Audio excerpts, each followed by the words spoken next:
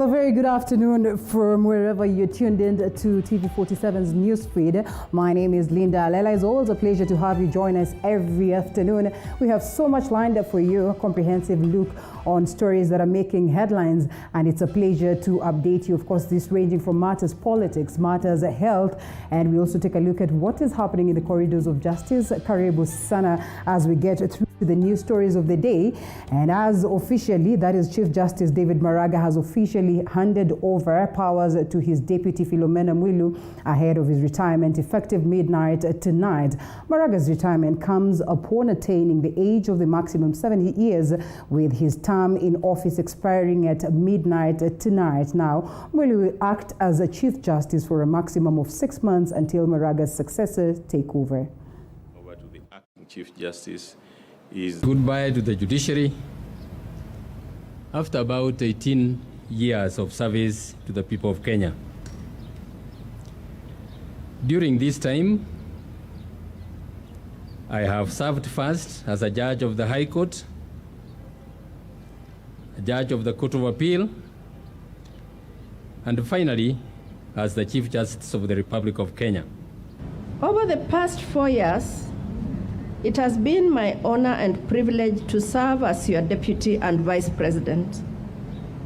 I have gained immensely from working with you, learning from your mentorship, encouragement in moments of weakness, and your advice.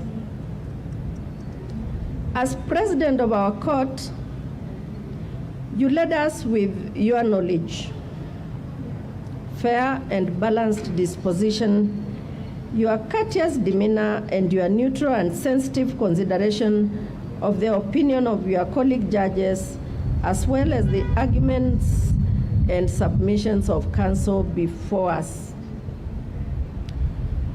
Beyond inventing an important ringtone, your contribution to jurisprudence really does speak for itself. As Chief Justice, your commitment, your vision, and leadership accelerated transformation in the judiciary.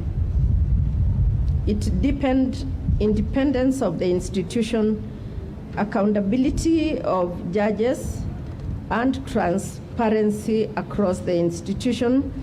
It increased public confidence in the courts and tribunals.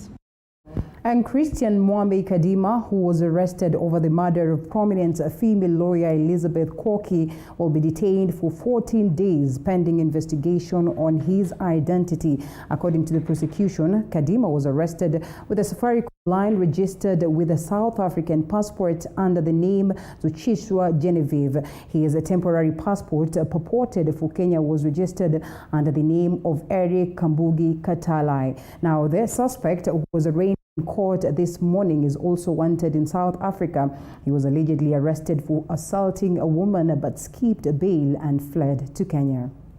A Kenyan pass, number S70018 of 2021, which bore the name Eric Kambugi Katalai.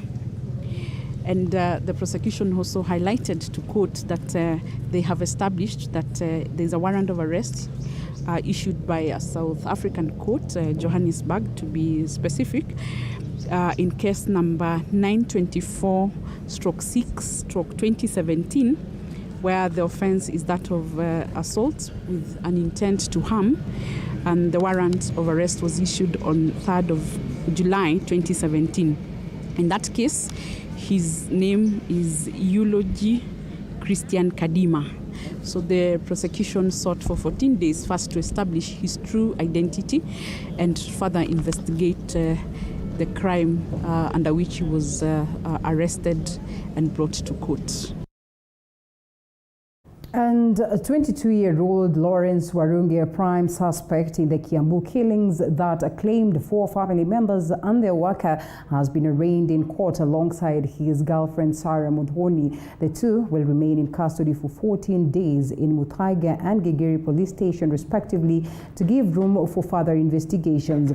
Lawrence has already confessed to committing the cold-blood incident as he was arrested after he went missing since Tuesday when his parents, 2 brothers and a worker, were brutally murdered at their home in Kiambu County.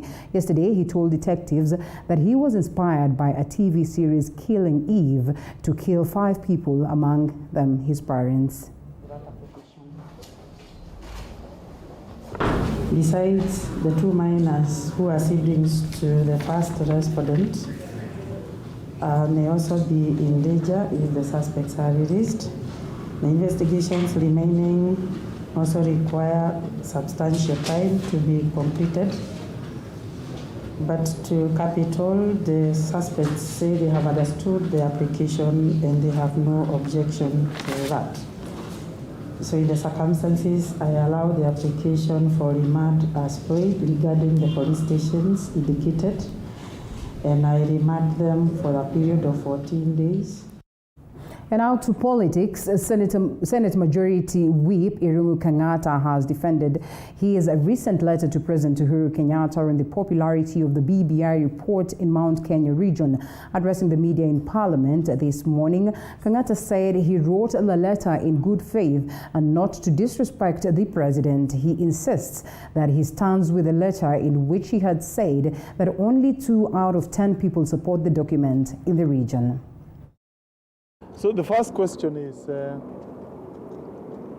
did I order the letter dated 30th of December 2020? Yes, and indeed I did order that letter. And the second question is, did I order the letter dated 4th of January 2021? No, I did not order that letter.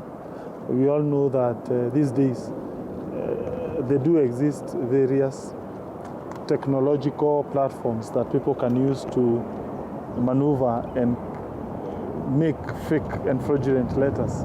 And therefore, the one of 4th of January is not actually my letter.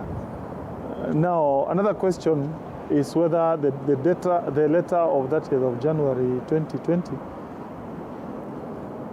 was intended to be a discussion in the public. I have expressed my regret for the leakage of that letter, but notwithstanding that fact, the discussion arising out of that letter appears to vindicate my strong view that there are people who are not being candid and frank on matters BBI, particularly the level of approval rating of BBI in our region of Mount Kenya. There's also the lingering question as to whether I am the one who drafted the letter of 30th of December, as to whether were there other political players behind that letter. Let me say no. There was no other political player who was involved in the drafting and making of that letter. It was my own honest and candid assessment of BBI in our region. A group of Obagusi leaders have said they will be installing Interior Cabinet Secretary Dr. Fred Matiang'i as their community spokesman. Now, the leaders cited the need for a community spokesperson so that the community can have a united front. The sentiments were made after a meeting bringing together elected leaders from Gusii region and a group of elders. As elders of Gusii, that is Nyamira and Kisii County, that they have made a decision that they want to make Fred Matiang'i an elder, Kisii elder, and there are very few of them, by the way. You can count them with your fingers. They want to make him a Kisii elder, and also subsequently, therefore, also urged us that he therefore must also become our spokesperson, and we all agreed as elders, and so that we sanctify and make sure that as Kisiis we are talking the same language moving forward. Hapa na Gusii Council of Elders tumesikia maoni yao tumekubaliana nao, kwa sababu kama Mkisii tumekuwa tunaongea sauti mingi. Sasa hata mtu ya nje hawezi jua nini msimamo wetu ni gani. Wametoa pendekezo ambao tumesema tutaita viongozi wote wa Gusii ndio tuweze kubeba hiyo mzigo, tukue na mtu mmoja wa kuongea kwa niaba yetu. CS wetu Matiang'i ana jukumu kubwa sana kwa serikali ya kuweka watu pamoja katika nchi ya Kenya. Ningekuwa jambo la muhimu sana la kufaa, na pia kutoka nyumbani tumpatie nguvu ya kutosha ili atekeleze yale maneno ambao yatakuwa ni mazuri na makubwa katika jamhuri yetu ya Kenya. Na madhumuni yetu vile tumesikia kutoka kwa wazee ni kwamba tungetaka jamii ya Gusii tuwe pamoja, na pia tungetaka wazee waongoze sherehe ya kumteua waziri wetu Matiang'i kama mzee ambaye anaheshimika katika jamii ya Gusii.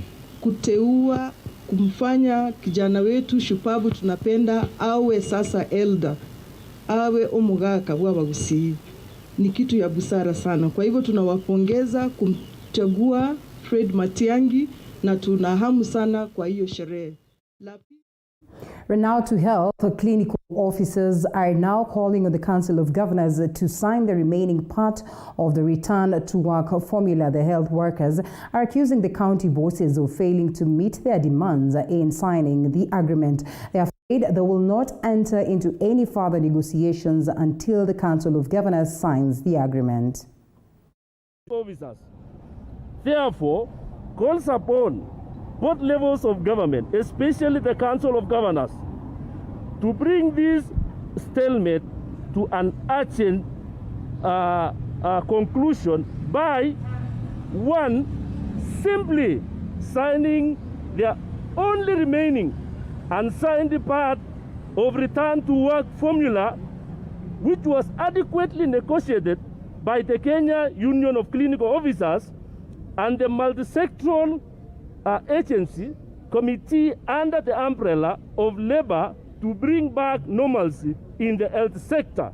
And those who were to sign from the Council of Governors was to sign this document on 4th of January. Any Kenyans will have actually wished that this will have happened the same day, but agreeing that some of them had traveled to their village because it's good to open the first year with their people.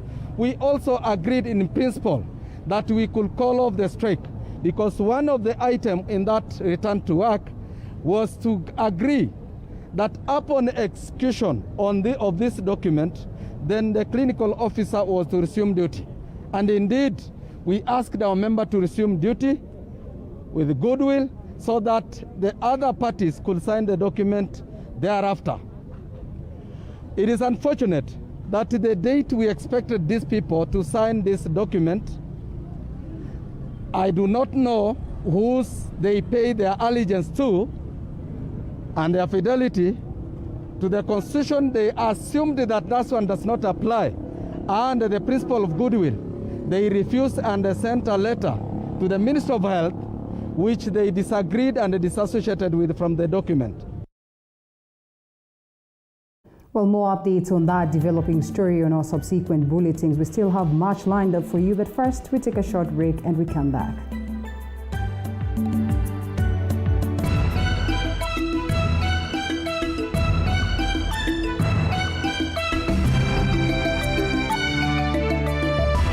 When the clock strikes 7:30 p.m. every Monday, it means it's time for...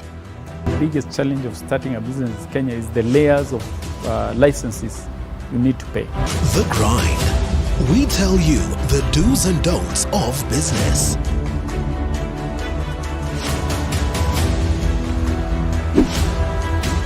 But the biggest fear was whether I'm going to make it in business or whether I'll lose my 150,000.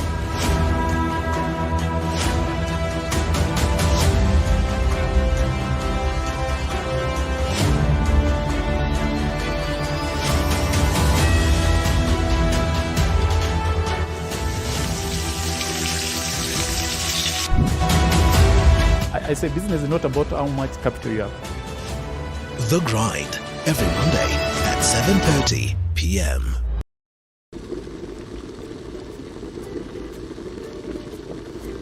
It's been an amazing year in the kitchen here on The Throwdown. We brought you ugali and brown fish by Sophia. The tasty butter chicken from the classic Mayura restaurant and the sweet Oreo cake dessert by Lillian. This year, we bring you bigger and better from more mouth-watering meals, kitchen hacks, restaurant reviews, and even street foods. Tune in to The Throwdown every Sunday at 6:30 p.m.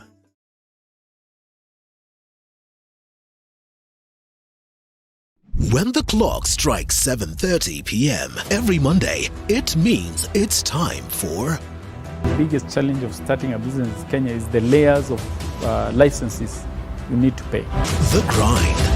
We tell you the do's and don'ts of business.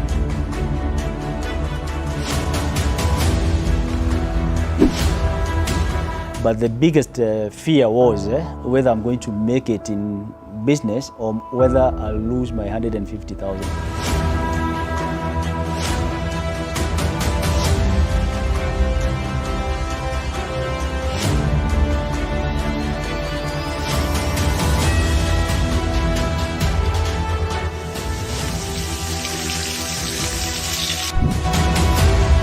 I say business is not about how much capital you have.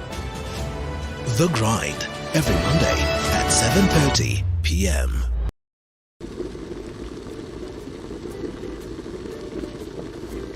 It's been an amazing year in the kitchen here on The Throwdown. We brought you ugali and brown fish by Sophia. The tasty butter chicken from the classic Mayura restaurant and the sweet Oreo cake dessert by Lillian. This year, we bring you bigger and better from more mouth-watering.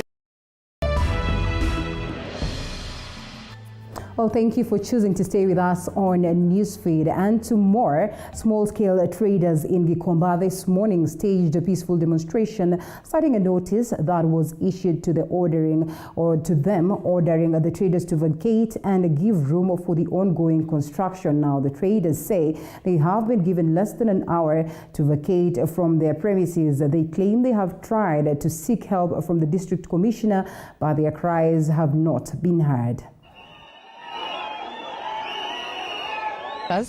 Na nafanya katika soko ya Kashushu ambayo iko hapa Gikomba. Hii ni soko ambayo tumekaa kwa miaka mingi tukisumbuliwa. Mara tunachomewa. Ya pili tunaambiwa kwamba tuweze kuhama. Na tunapokuwa pale tunaambiwa kwamba tunapewa dakika 40 tuweze kupaka our things and go. Na juzi tuliambiwa kwamba tuweze kuondoka. Na kutoka pale tukaamua kwamba tuweze kukesha mahali pale tukichunga mali yetu. Saa 3 ndio tingatinga ilikuja ikitaka kubomoa, na tulipowaongelesha wakaenda, manake walitupata tukiwa wengi wakaweza kuja, wakaweza kuondoka. Usiku wa jana tumekesha pale tukichunga mali yetu, na sasa tunaomba, manake tuko na serikali kuu iweze kutusaidia, manake kila wakati tunaambiwa kwamba tuweze kuhama na tuondoke. Tutaenda wapi na tunjaoneshwa mahali pa kwenda? Kama ni jambo la serikali tunafaa kuoneshwa kwamba tukitoka pale tunapelekwa wapi. Sasa hivi tumetoka kwa ofisi ya DO tukitaka msaada, akatuambia kwamba ana usaidizi yenye anaweza kutupatia.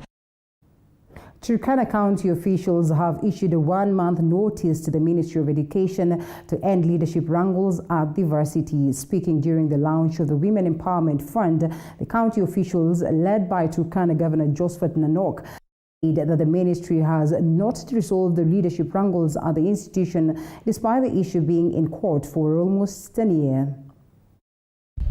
Lakini yale tumeona yakiendelea Turkana University College, sisi kama viongozi wa Turkana tunalaumu in the strongest terms possible. Mpaka tutatue shida hilo liko katika Turkana University. Na tusichukue mwaka moja, tusichukue miaka mbili, tusichukue miaka 3, wamechukua karibu miaka 2. kama wanaweza watatue hiyo shida in 1 month. Mambo ya Turkana University tunajichukulia wenyewe kwa mikono yetu. Yeye na waziri pia tumejiandaa kupeleka msaada kwenye bunge.